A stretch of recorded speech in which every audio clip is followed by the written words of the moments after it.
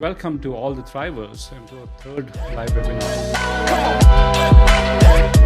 This all comes in the context of a changing sales environment. Like Bob in the tech space, but in the B2B and B2C and B2B2C space. Introducing new product or processes, I'm your dude for low-cost, high-return problem solving.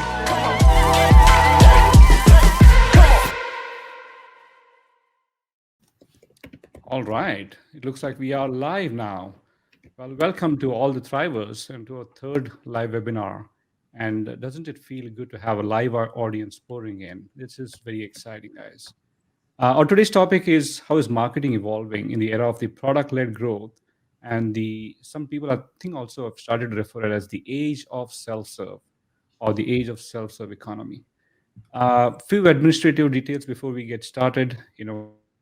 For the people who are joining in, we will have about 45 to 50-minute discussions.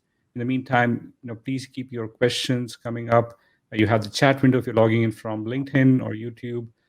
Please send us your comments or any questions. We will have that taken care of. We'll also have a dedicated open Q&A session at the very end. We'll probably try to keep it at 10 to 15 minutes. So please keep your questions rolling in. Let me set the stage for the topic today. Of course, in today's session, we'll discuss about the evolving role of marketing.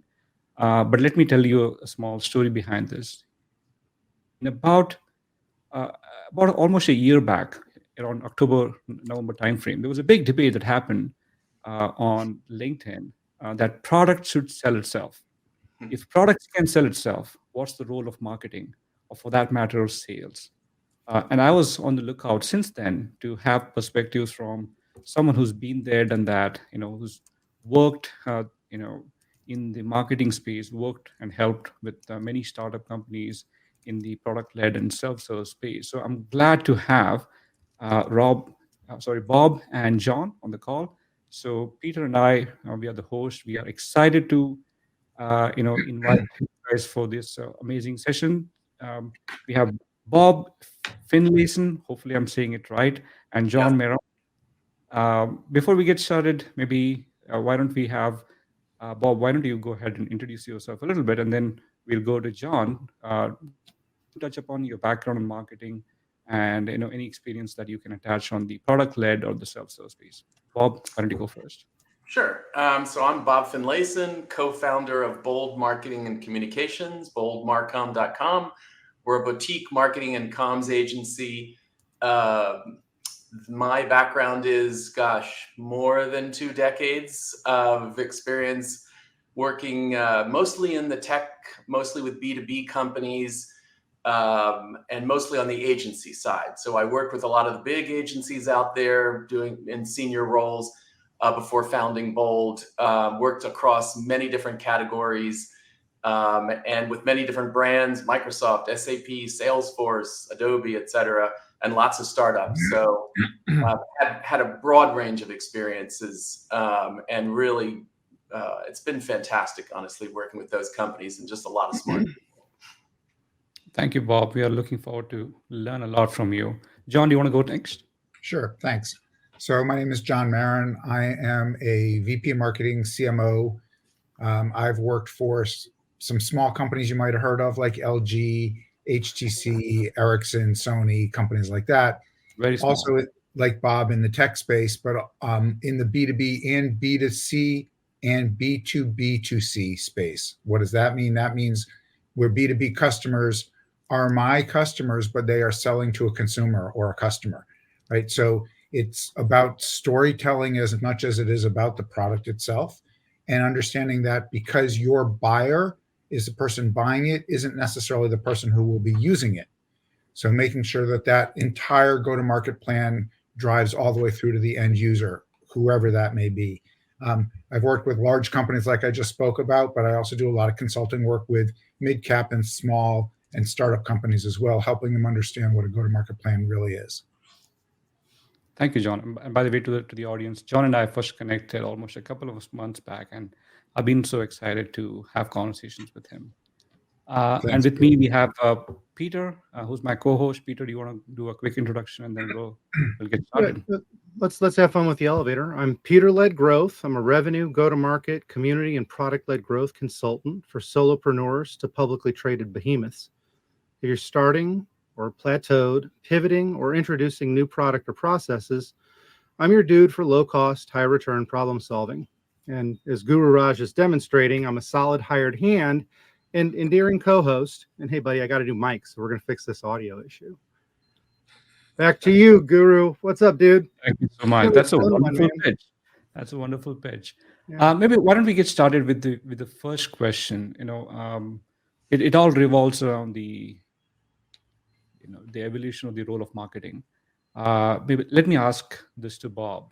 Bob, if you could set the stage of what's happening with product-led growth, maybe if you could define from your own vantage point, what is product-led growth and how is that very different than the sales-led growth? And then we'll switch over to the role of marketing and the impact associated, to this evolution, if you will. Yeah, I mean, this all comes in the context of a changing sales environment, right? Particularly for B2B sales, where buyers are now, they're doing the same thing that we're all doing for our consumer products now for even complex enterprise grade products, which is they want to be self-directed. They don't want to interact with a sales rep maybe way later down the customer journey. They want access to information. They want to be able to make decisions on their own. And that's the way that, that all sales are happening right now. Mostly people are 77% of B2B buyers are almost all the way through their customer journey before they ever even contact the vendor. So leading into this, you have product led marketing, meaning that the product itself becomes the center of the marketing activities. And what you're trying to do is engage the customer early on through some freemium models, sort of so that they can interact with the product and really fall in love with it. Hopefully it meets their needs and then tell others. And that's how you build from that sort of product-led perspective. So that's kind of the general background of where we're coming from. I would also add that consumers today, especially obviously with the access to the internet anywhere that they are, virtually in their hand, right? In many cases, do all their research and know more about the product than the person trying to sell it to them. That's not necessarily a cut against the salespeople. It's just that they're reading all the material, right? Has that never not been the case? I'm sorry? Has that never not been the case?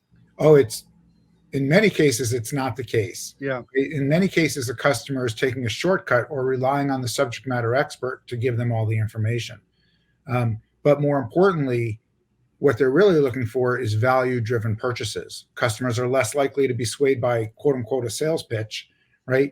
And more focused on the value that the product offers, which is the whole basis behind PLM to start with. Exactly.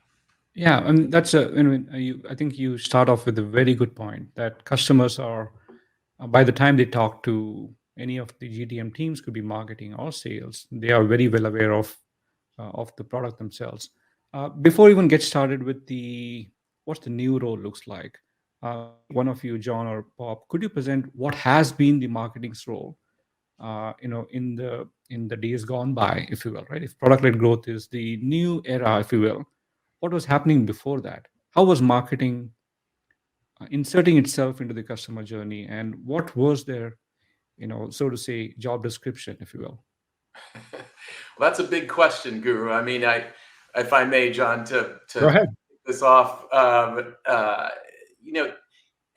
and we have to be careful because a lot of what has been done in the past is still being done, even in spite of this new landscape, and that's fine, right? Marketing has its role in many different areas.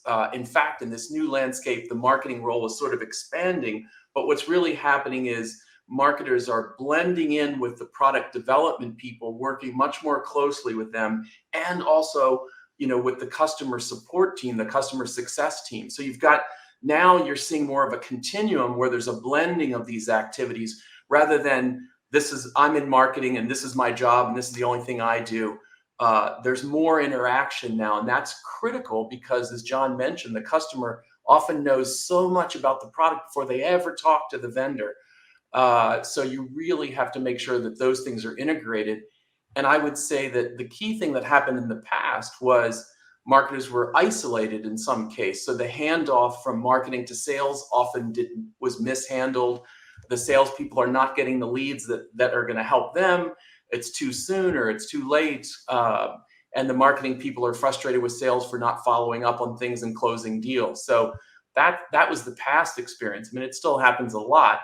That's why we work with customers, our clients. But now we see this new environment where these roles are now blending together to make it a more seamless experience and really put the focus on the customer and their needs. It's not about what the company's trying to sell. It's about what the customer needs to be successful.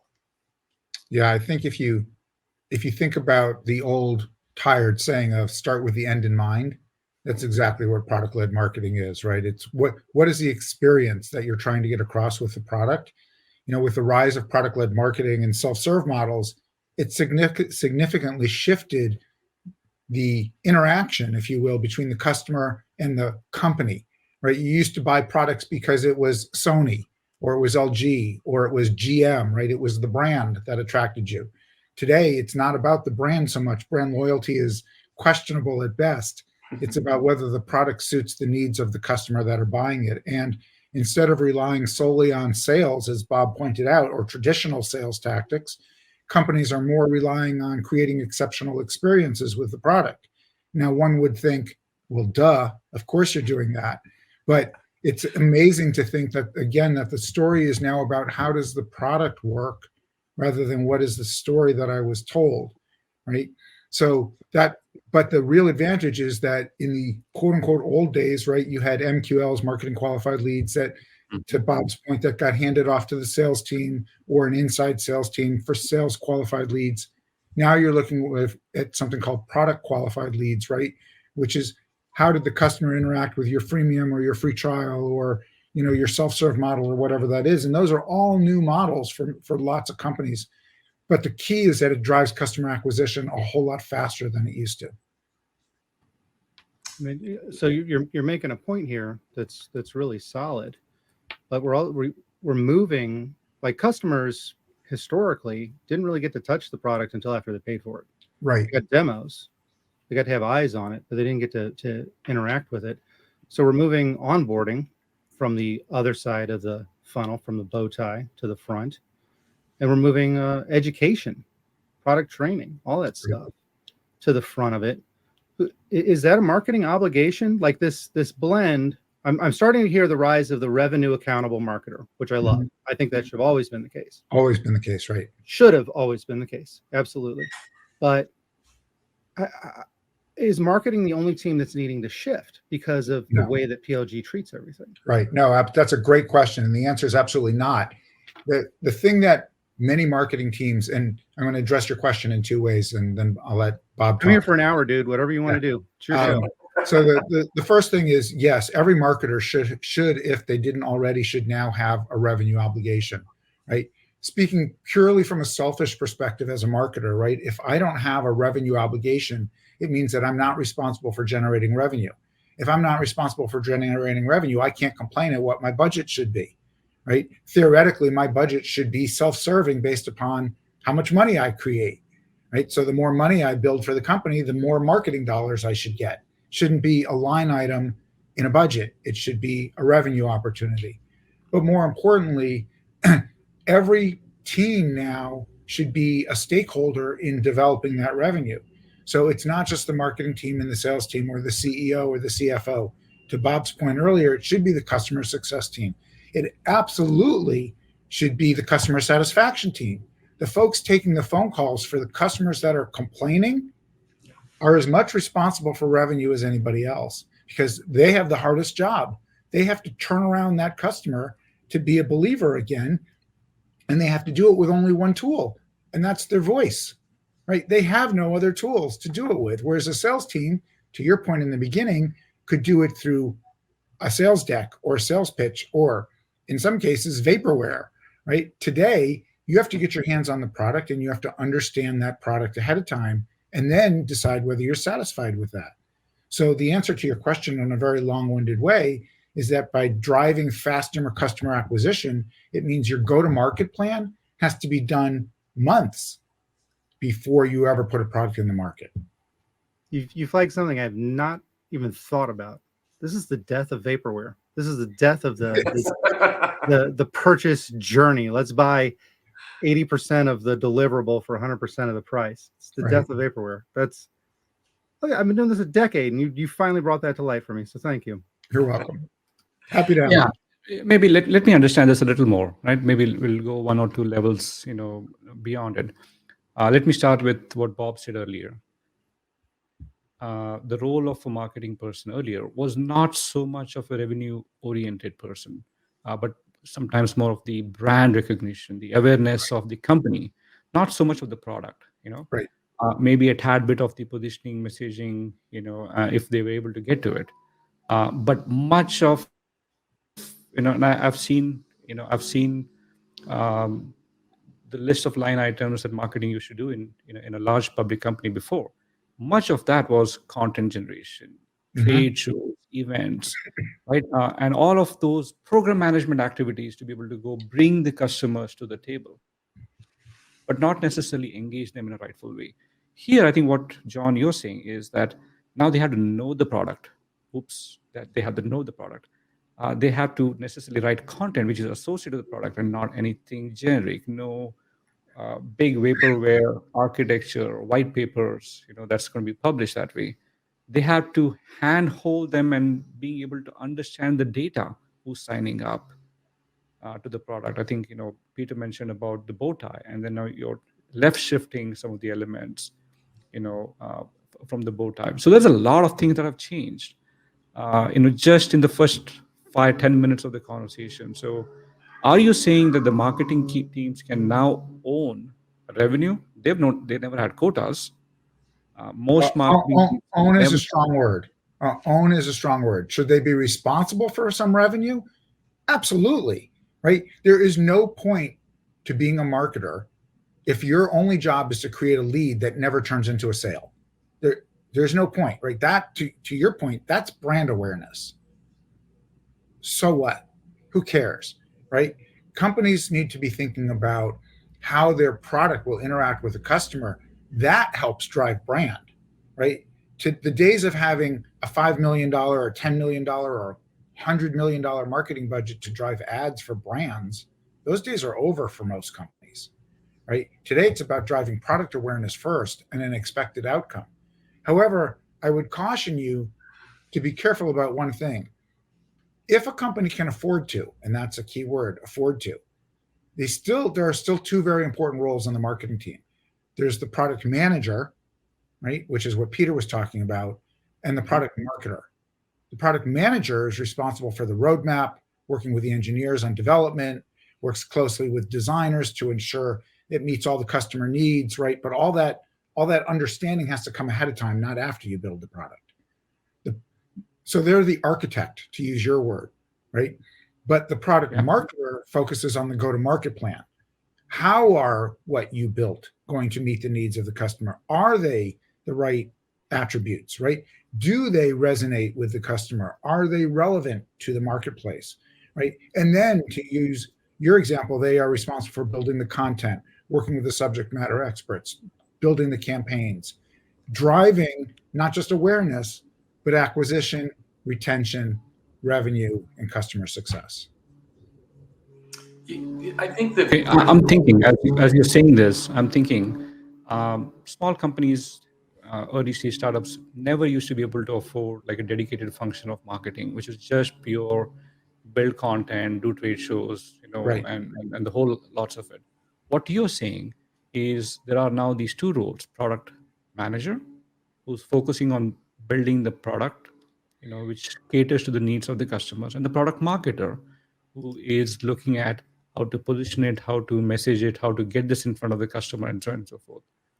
Are these two roles? Sorry. No, I'm not saying now. Those two roles have always been important, right? I mean, many companies think a product marketer and a product manager are the same person. They're not. Okay, they're very different skill sets.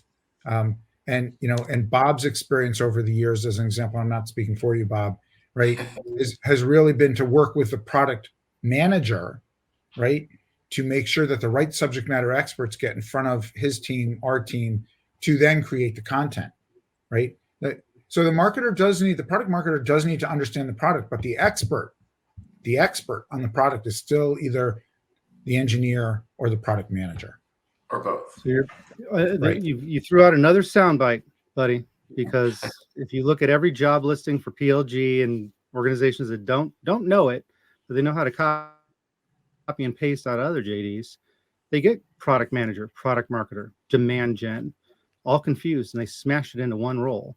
Right. There's no way to be effective in it. Absolutely. No, those are unicorns. But okay, so being a unicorn, I'm just going to let that slide. If in PLG, CSM's got to move to the front, so they're dealing with more customers, not even paying customers, like leads, than they would normally deal with. Marketing is revenue accountable. Product and engineering has to ship accurately and on time, and sales needs to know about the product. Who actually wants to do PLG? If those are the criterion, what member of the team wants to take on that kind of load? That's a difficult question. And then, and I guess one of the bullet points we were going to talk about is like, how do we augment that? Where do you bring in AI? How do you change the stack? What's the marketing direction? Like let's get into what you do and figure out this puzzle. Can I add, maybe if I can expand to what Peter's saying, could we take this maybe like a small case, a case of an early stage startup, and they have a product out there, right? And maybe, either Bob or John, could you describe how do you take this to market if it's a product-led, product? I mean, all of the self-serve infrastructure has been built in, customers can actually sign up to the product and so on and so forth. And now they have hired either what you refer as the product marketer or the product manager marketer combination, or they have, outsource it to bold communication. Could you maybe make a case on what happens next? Yeah. They just have the product, they're launching, and they're working with someone like you. I mean, a lot of it depends on the product and the customers that they're going after, right? It can be very different experience. There's not a one size fits all. You have to really understand, do you have to build a lot of trust before the customer is even willing to do the freemium? Just because it's free doesn't mean people are going to try it, right? Yeah. You still have to build that trust ahead of time for certain types of products, especially if they're high impact on the environment of the customer. For example, a client who's creating cloud network infrastructure, right? No one's going to just like throw that in, let me just give this a try. They're going to have a lot of trust ahead of time that company understands their pain points and their problems. So marketing is involved in that early stage there for that kind of company. For a low risk product where it's just like, hey, let me give this a try. It's 19, it's free, or it's $19 a month, whatever. That's a different sort of go-to-market plan. So what we do is we look at the customer, we look at the customer personas, the people that they're needing to convince, and we create a go-to-market plan around that, custom for them. It's not a one-size-fits-all plan. Yeah, I think, Bob, you hit it right on the head. It's not a one-size-fits-all, but there are some basic things that even a startup company needs to understand. And Bob used the word customer persona. I like to think about it as a customer journey, right? In addition to the customer persona, right? And a great way that I use to describe it to startups all the time is pretty much everybody that except if they're 100 years old, carries a smartphone, right? And all of us have, dozens of, not hundreds of apps on our phone. And the question that I ask everybody all the time is, how many of those apps do you actually use? And usually the answer is 5, 6, 10, 3, whatever. And I'm like, well, why do you have all these other apps on your phone? Well, I just wanted to try it. Okay, well, therein lies the answer to your question. They tried it, but then they never did anything with it. And until, especially startup companies, learn to build into their engineering stack, right, a way to track how many users they have, what are they doing, are they using specific features, are they not using specific features, and have a feedback loop as to why, they're doomed to the trial period ending without any understanding of why it ended, right? So understanding that, and then understanding that leads to improved customer retention. That reduces the reliance on the sales team. That gives you data-driven insights. Now you're starting to build a true PLM go-to-market plan. Once you have those building blocks, then you can go to the next step. If I can flip this, are you saying that until these building blocks are there, right? Maybe I think you listed up a couple of them. Let me add them.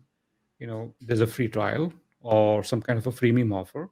Right. There is some kind of PLG analytics, like product usage, who's signing up, who are these just call it an companies. event tracker. It's easier. Yeah. Some event tracker, and some way to self monetize. If it's freemium, you should be able to go and upgrade to buy a let's say a paid plan. Right. Unless until these blocks exist, should the company hire a product marketer or not? Or what's the role of a person who comes in, especially at an early stage company, who can influence that there's a need for something like this? And I'm thinking in terms of the journey of the B2B SaaS company, and they just build a baseline product, and they launched it on Product Hunt or wherever it is, and they put up a video, it became slightly viral, and people are now talking about it, asking for certain things, and now they realize we are not a product market fit yet. We don't have it yet. There's no new customers yet. Yes, people are signing up to the product. We also know who these guys are. We also know what they are using. How do I come out from there? So maybe could you take the story from there? Maybe if Bob, if you would want to. Yeah, I know I you're think ready to. Yeah. no, I think that's a very good question, Guru. I mean, the impetus on this, a lot of startups is, let me just bring in a junior marketing person and at least get something going, right? And that's a mistake, because if you can't afford to hire an experienced person, then use a consultant. But you really need somebody who can look at, okay, I'm going to help you make some decisions about the go-to-market plan for this type of a product, and make sure that you're going to have these things in advance, or at least be working on them as you're out there. Like, the product market fit is critical. You really, sometimes with your freemium, you can test things out and sort of see what works and what doesn't work, and then you'll find your product market fit. But somebody's got to be looking at that data and helping you understand, here's the direction we need to move in. So really bringing in that first senior level marketing person early on to make sure that they can work with the product development people, and that they're senior enough to command respect of them. And then they can also help you build out your go-to-market plan and help set up the right sort of customer success team that's going to help make sure that we move those freemium people to the paid model, because that's the ultimate goal. If you don't do that, then you've got no revenue and you're not going to survive. Right. So despite that dissenting opinion you have in the background there, what are the critical marketing roles that organizations should start with? Go ahead. Sorry, John. We just wrote a blog about this. We called it the AI-driven marketing department, and it's all about how startups can really have a team of about 3 to 5 people early on, if they have the right team, and then leveraging AI tools, really build a very effective and competitive marketing organization. Of course, it has to grow as the company grows, but and it starts with, like I said, that senior level marketing person who understands product-led marketing, who understands go-to-market plans, who understands the customer journey, who can interact with the developers and say, okay, let's look at this product and analyze what are the parts that customers are interacting with and really enjoy, and what are the parts they don't care about. Let's focus on making sure we're meeting their needs, etc. That's person number one. And then you need somebody who understands, how to create the right kind of engaging content and touch points that's going to bring people in, right? You had Guru, you mentioned that viral video. Well, those just don't happen by, most of the time. Right. Somebody is thoughtfully thinking about that to make sure that it's going to become viral, or lots of people are going to look at it. So you need that kind of person to work with. And then you need somebody who's a technocrat who also understands the technical aspects of it. But look at the marketing functions. There are 4 or 5 of them that are critical, and make sure that somebody can cover off on all of those. Take a functional approach rather than looking at the technologies only. Would be our suggestion. Sorry, John. No, it's a good answer. I think, Peter, what you just asked is a good segue into what would essentially be the next question, right? Which is, how does the marketer's role evolve in a product-led growth organization? And I think the marketer today, regardless of what role it is, or as a team, has shifted from being the sole driver of demand, if you will, right? Or the storyteller. And it's now the focus is on creating, to use Guru's words before, product awareness, educating the market, but nurturing the leads that come from a product-led marketing organization. And the product itself becomes the primary driver of the conversation, not the salespeople, not the marketing team. And it also helps drive retention, while marketing and sales actually become a supporting player, if you will, and amplifying the impact of the product. And in doing that, there's some really important things that they need to do. Back to Bob's point, is you need people who can create content, right?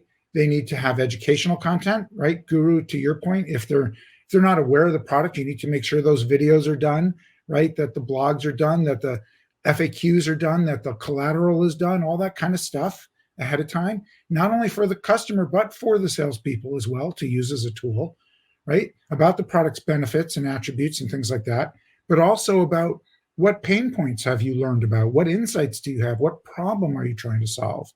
Because that ultimately is the reason you build the product in the first place.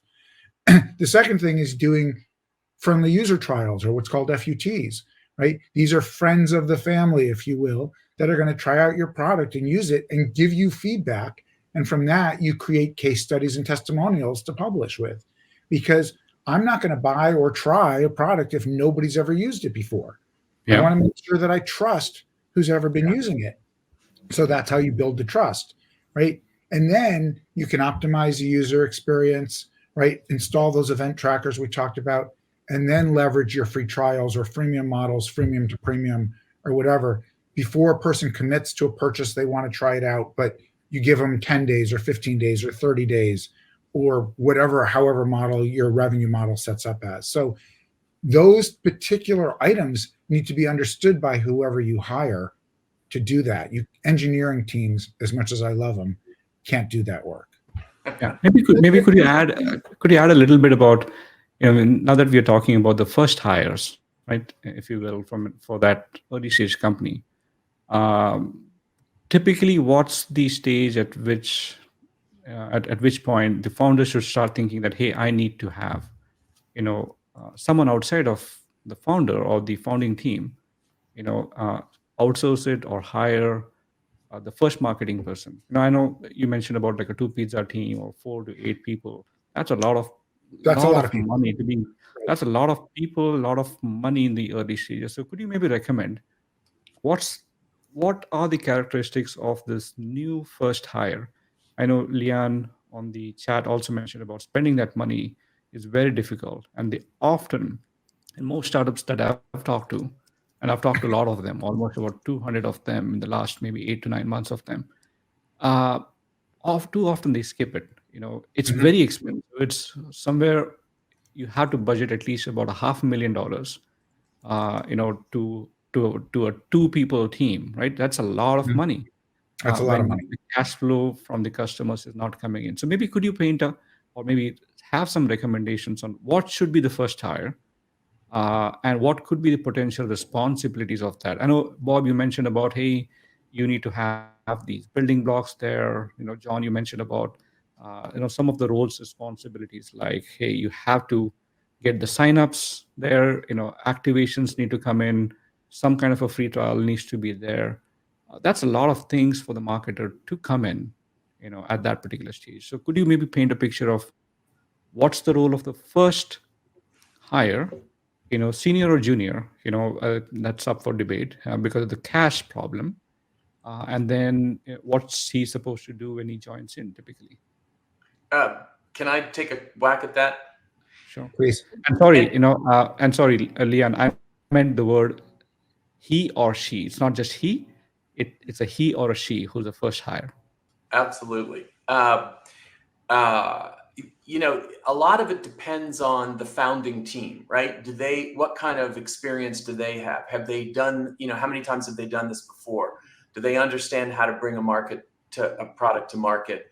What was the impetus behind starting the company? Are they solving a problem that's clear to them and that they understand, right? Mhm. Because those things will all influence what needs to be done first. But generally speaking, relatively early on, when they have a working product and they're ready to start going to market, what you can do, and now this is available and it previously wasn't, is to bring a fractional CMO on board.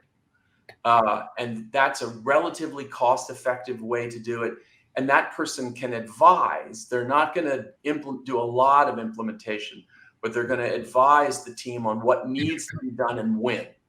And that's going to be critical so that you can time that out. So, okay, here's the hires.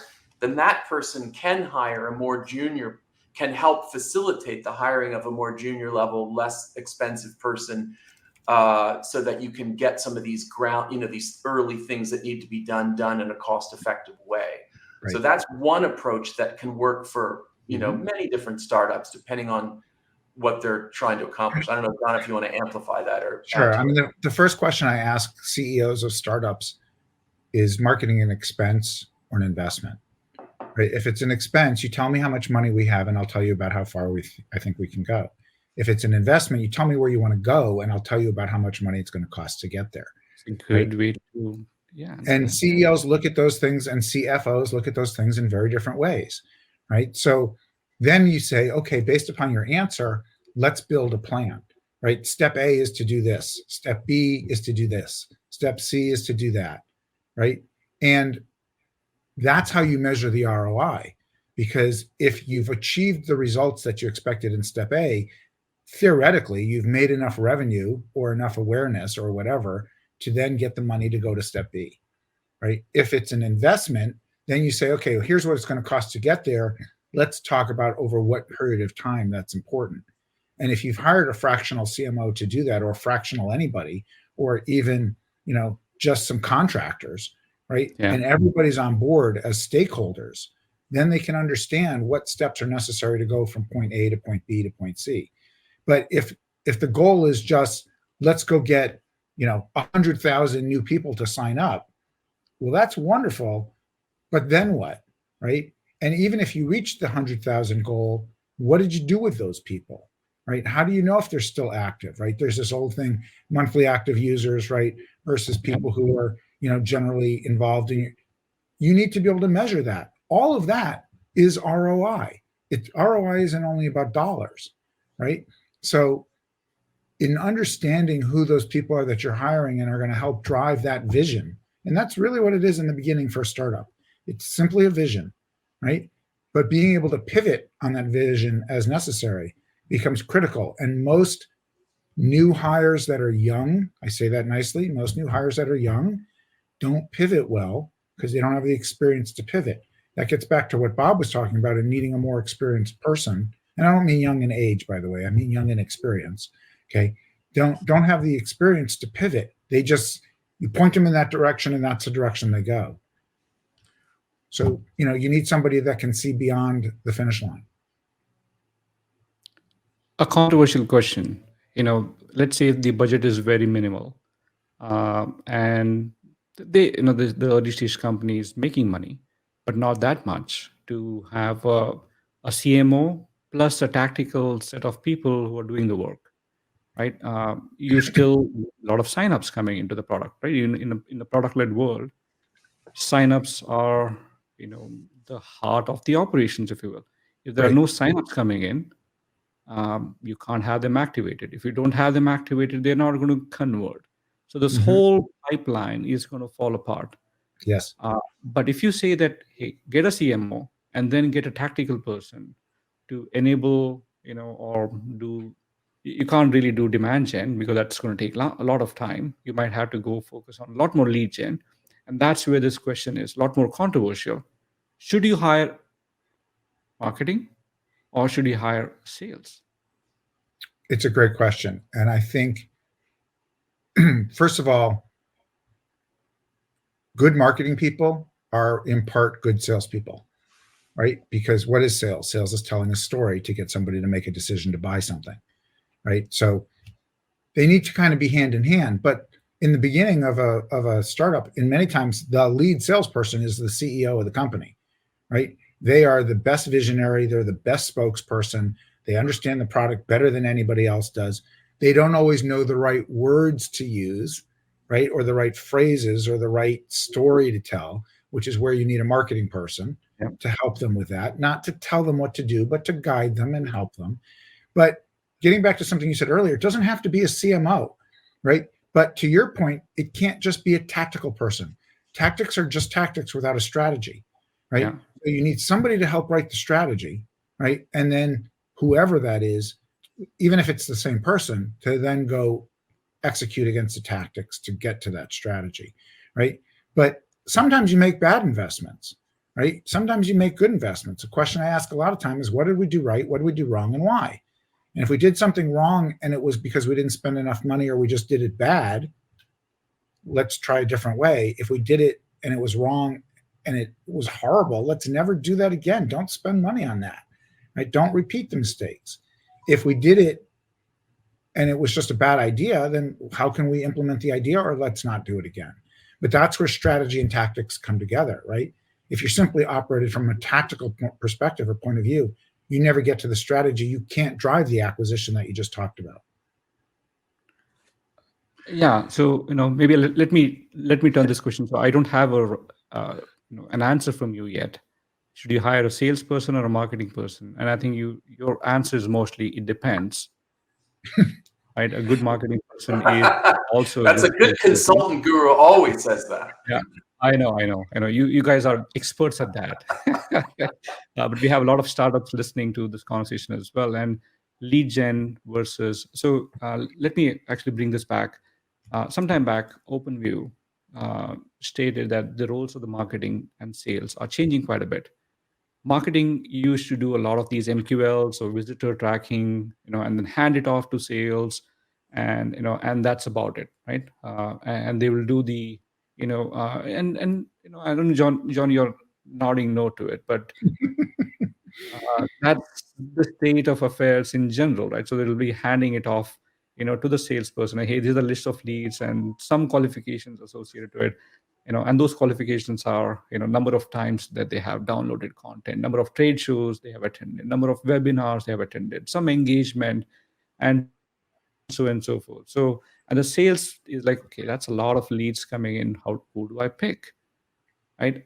And here in the product-led world, we are now talking about signups. So this visitor business, where the MQL business is now passe, if you will, right? Now you have to go focus a lot more on people who are signing up to your product. So even a single page website can be typically as effective as having hundreds of pieces of content.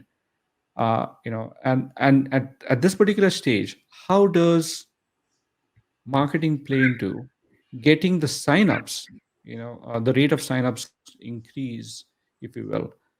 If lead gen is not going to work, because this sometimes, and John, Bob, you might know this very well, most of the CEOs are not necessarily completely involved in the sales part of it. They want to do it, but they're also building the product. They're also building finances. They're also doing the investments, conversation, raising capital, whole bunch of other things. So they may not have, they might have only about 15, 20, 30% of their bandwidth from a sales or lead gen standpoint. So could you maybe take the story from there on how Yeah, does, yeah, I think that it's a good question. The answer can get murky, the more you get it, more depending on the company. But a simple way to look at it is, remember what we said at the beginning. The sales environment is changing, right? People want more self-serve options.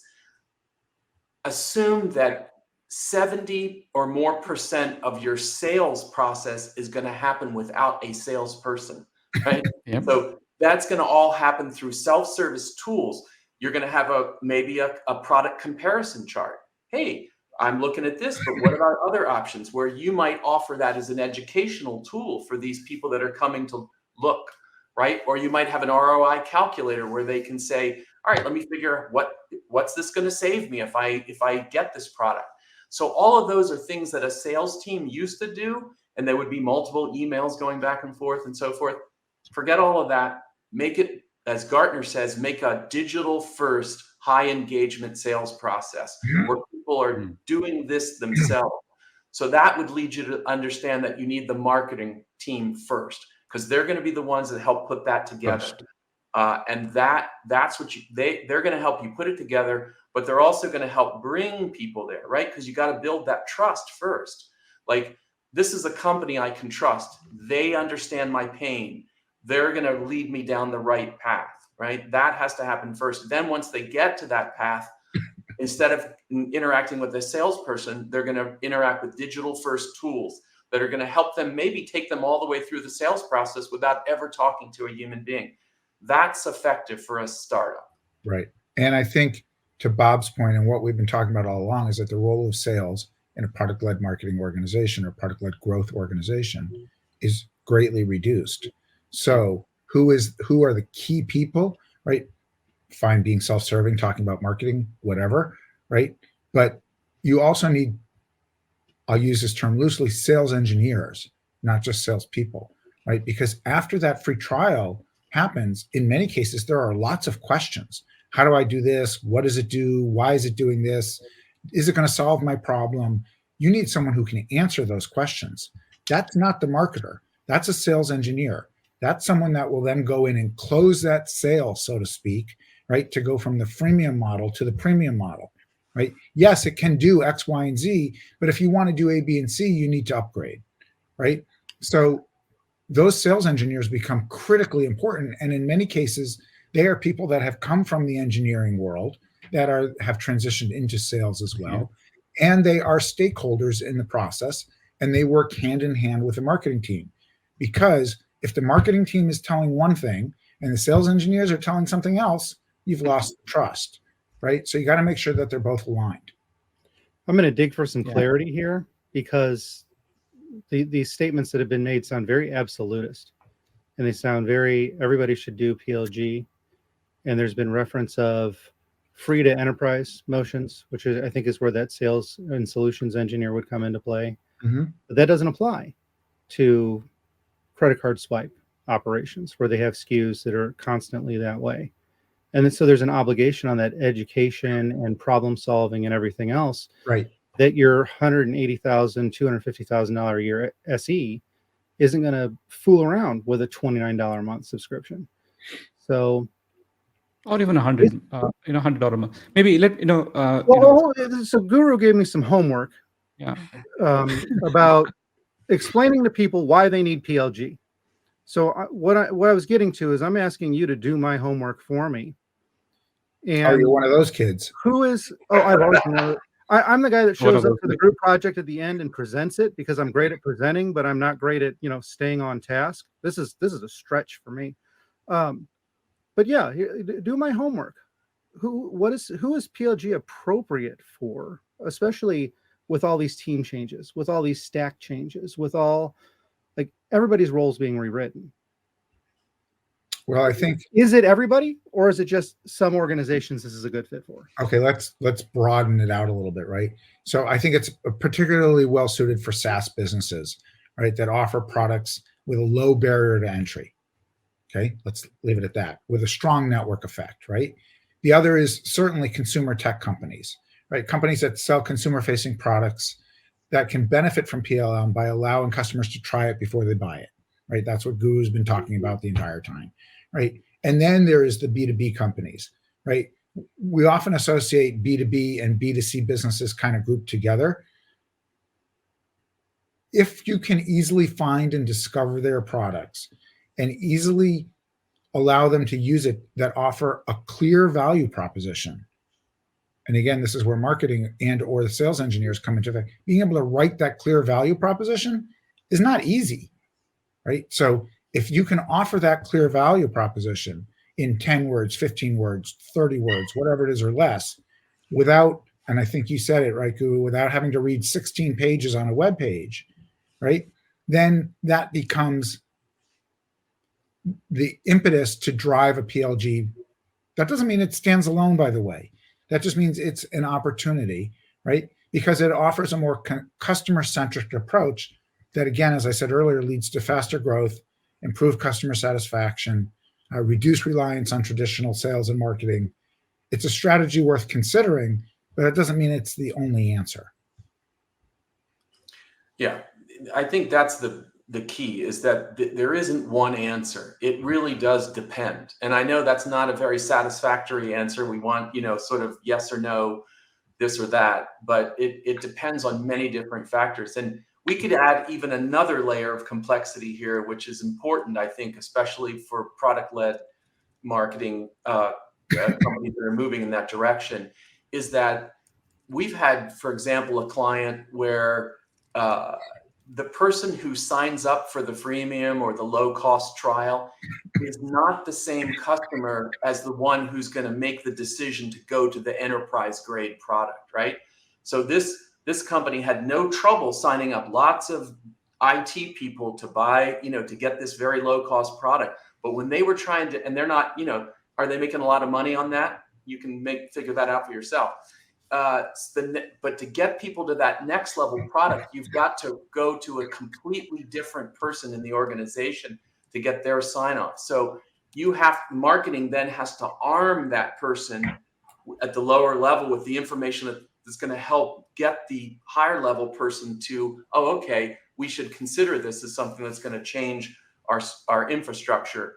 So you have to, it's a different operational model. So there are many complexities to this. It's not simple. And that's why, Guru, just to circle back, figuring these things out early on is going to be the difference between success and failure. You don't want to find out, oh, wow, we have to talk to a completely different person to really make the money that we're supposed to make to keep our VCs happy. You don't want to find that out later and then go, gosh, how do we even reach that person? Right. You want to know that early on. Right. There's a simple exercise that can be done ahead of time. It's called a stakeholder map, right? And really understanding who your stakeholders are. Stakeholders are not just internal. There are lots of external stakeholders, right? And if you understand that, to Bob's point, you can start to build those customer journeys and the personas and know what resonates with those customers. Go do some interviews with potential customers or friendly user trial people and get some answers and some insights ahead of time. So I'm not trying to be argumentative. I promise. Yes, That's not my nature. And Okay. I'm not trying to poke holes. That's also not my nature. But I'm having a hard time. I'm just playing devil's advocate because I already know the answer, but this is fun anyway. I'm having a hard time because it feels like we're losing the sonnets. We're losing the poetry of marketing and sales and how we engage with customers. When, John, earlier in this conversation, you had spoken about product leads the way, and product is the one that gives all the answers and shows itself. And product's very matter of fact. It does not have a personality. Cars do, but that's a different conversation. The product itself does not have personality. Marketing is focused on getting people into the product and having the product truths show, so they're making the offer. And then sales doesn't have it on the tail end. So and by that I mean, Bob, you had mentioned basically everybody comes through the same door. They get the same trial. If they're enterprise or if they're permanently free, there's no velvet rope anymore. There's none of that vibe. Like, are we giving up on that? No. Okay. No, definitely not. Definitely not. I Go mean, ahead, Bob. Human beings respond to stories, right? So everything is always about storytelling in order to get people to even care about what you're presenting, right? So how do you tell the story? How does that story relate to them? And that's the key thing, is it's about how the story of your product relates to the customer and what they need. If you tell it in that way, then they're going to go, oh, this is something I should consider. So it's always going to be about storytelling. The product itself should be intuitive. It should help the customer to understand, oh, this is going to address my needs, but it's not going to bring the person along at the beginning. That has to be the story of what the story of the product. And again, that story is centered around the customer. What do they care about? What do they need? Here's my problem. I don't care about your problems. I care about my problem. So Right. the cheat sheet frameworks would be story brand, jobs to be done. What other Well, as I methods? said earlier, right? So yeah, there's storytelling, okay, or as I call it, storytizing, right? Because what you're doing is you're storytizing the value proposition, right? That value proposition gets written early on. Now, it might not be right all the time, okay, but it is what it is, and that's what we're going to do, drive forward with that, and then we'll pivot if it's not right. But you storytize the value proposition. That value proposition is the aha moment for the customer, as Bob said, what's in it for me, right? I don't care about your problems. I only want to know how you're going to solve my problem, right? Every customer, regardless of whether it's a consumer or a customer, why you bought that shirt, right? Why you have those books on your shelf, guru, whatever. Everybody always says, why do I care, right? If you've addressed that in what I call the relevance and the resonance of your answer, is it relevant to your audience and does it resonate with them, right? Now you're starting to build out that story. That story is marketing's job. The salespeople take that, like every good salesperson, and add their own personality and spin to it when and if that time is necessary in the sales cycle. If it's a try to buy model, then you got to make sure that all that stuff is done ahead of time so the customer understands why they should try it in the first place. Then there are sales engineers or customer success people or customer satisfaction people, I don't care what you call them, or the CEO, if it's a mom and pop organization, right, to answer those questions and help drive that sale further down the pipeline. That's, as you start to build that, you get to write your customer testimonials, you get to have people who will speak on your behalf, you get subject matter experts, and that's how you grow it eventually to become a lead generating, not just a PLG organization. Yeah, I think that's a good summarization. I know we will be out of time very soon, and listeners, watchers, please send in your comments. But let me summarize what you just said. Right, I think Peter mentioned about the product itself does not have a personality. Right. Right, and I think John, you mentioned about it's the marketer's role to bring personality to the product. Yes. Right, and the key tying point is the personality of the product within the product itself, meaning you're changing the product to add the personality, or are you creating the personality outside of the product because the product is the first touch point for the customer, right? Your content or your website may not be.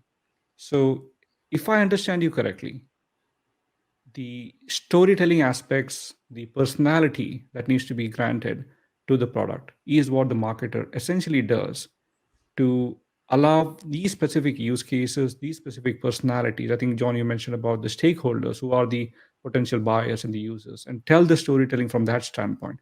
And that storytelling needs to exist within the product. Mm-hmm. If that's what you're saying, then the role of the marketer has changed drastically, since, and it has evolved from just an MQL visitor, awareness things to essentially drive signups to make the product usable for the end users. And that's a sea shift. It's essentially like Moses has come in and say, hey, let let the ocean Let my get apart, people let me go. walk. Yeah. Yeah, let my people go. That's Change is exact. hard.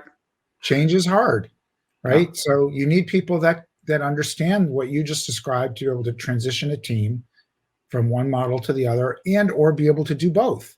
Let's be clear, right? I'm not saying salespeople go away, right? That's not what we're talking about. We're talking about the storytelling concept of being about brand to being about the product and driving the value proposition of the product to your expected audience. Full stop. But it's also about marketers working very closely with engineering, Yes. more closer than they've ever done before, to make sure that that personality is in the product, in addition to all the other things that happen around it, but also to make the sales process very seamless and very, digital first. You would be amazed if you interview your engineers who built the product, the insights that you can garner from them, that they just built it just because they thought it was cool. But oh my gosh, if we could actually use that story to talk to customers, it'd be amazing. I mean, I'll use a quick example. I know we're almost out of time. When Apple came out with Siri, everybody went, oh my gosh, Apple invented voice. No, they didn't. Google came out with voice 15 years before that. It was just horrible. Okay. So Apple just did a better job telling the story, but it was about the value proposition around voice that they talked about. It wasn't the fact that they were the first ones to come out with voice. Yeah. So as we end this, thank you, Bob and John. And to the listeners, if you're listening to this one, we have grilled Bob and John a lot. Hopefully, you can understand, their background a lot more based on the way they've answered, and they've gone beyond just, it depends. They've actually went and added a lot more meat to it. So if you're looking to hire a virtual CMO or a team that can help you, especially for an early stage startup, so please reach out to Bold Marketing and Communications. We'll have their company website and email addresses for both Bob and John, in the post comments as well. Again, thank you so much, Bob and John. It was amazing to host you guys. By the way, this was a marketing conversation, and you essentially said hire marketing first. Next week, or I think week after, we're having a hire sales first. So we'll see how it goes. Thank you so much again. Thank you. Bye now. Okay. Thanks, guys. Okay.